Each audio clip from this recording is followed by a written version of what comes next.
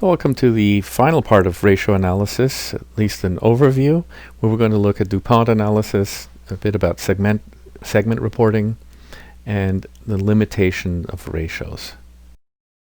Limitations. So DuPont analysis is basically just breaking down the return on equity, which is net income over average equity. And what we do is then we break down net income over equity into two parts: net income over assets times assets over equity. As you can see, the assets over assets will cancel out. But the net income over total assets is return on assets, and the net income, the assets over equity, is the equity multiplier.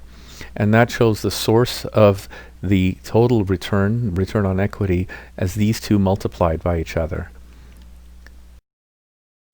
Now we can then take that another step.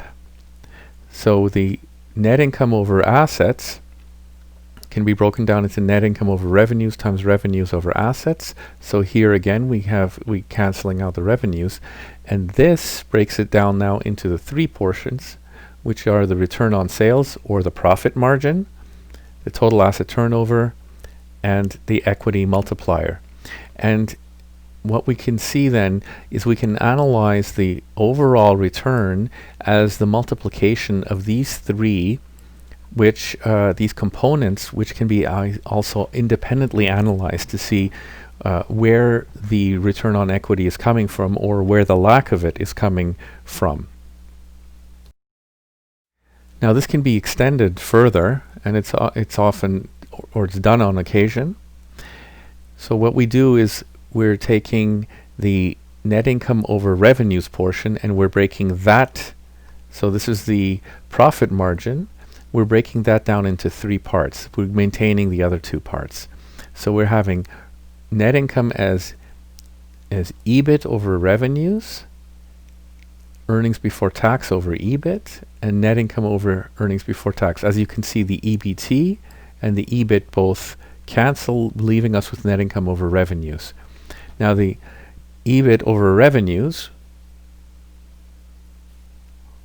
the EBIT over revenues is called EBIT margin, or so basically it's the operating profit margin.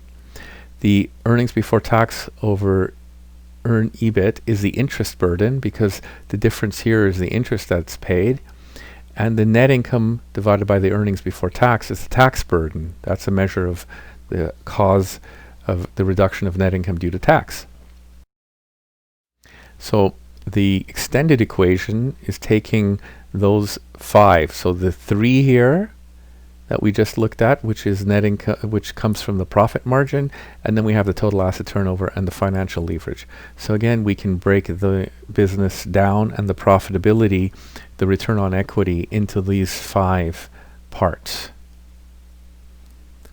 As you can see, I mentioned the operating profit margin, and the tax burden is 1 minus the effective tax rate, because we had the net income over the earnings before tax.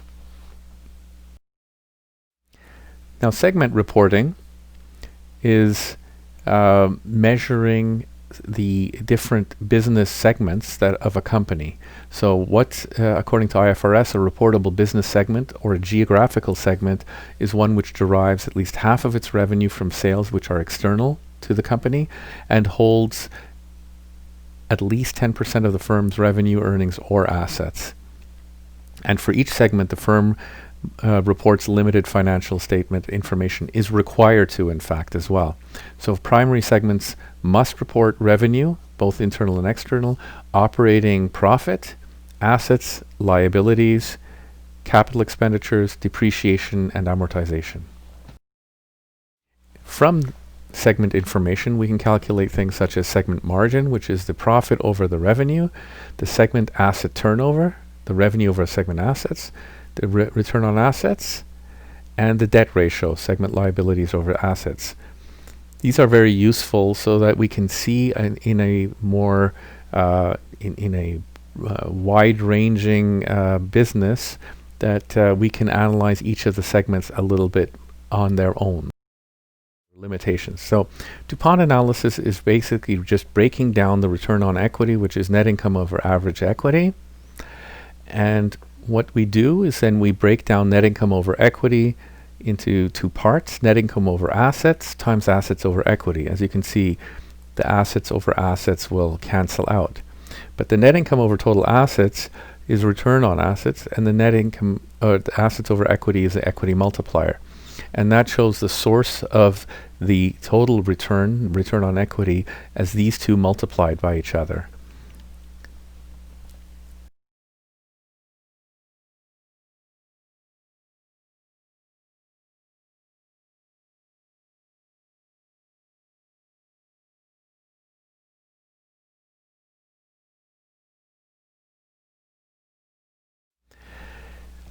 Then, of course, historical data may not be a good indicator of future performance. As I'm recording this, we're still in the COVID times, and of course the values and the returns and the profitabilities and a lot of the ratios would look different today than they did just a year ago and the last few years.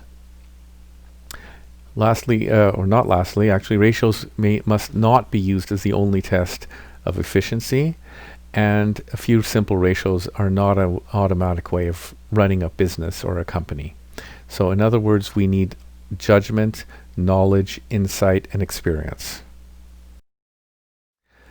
So that's it for ratios, the introduction to ratios, and thank you for your attention.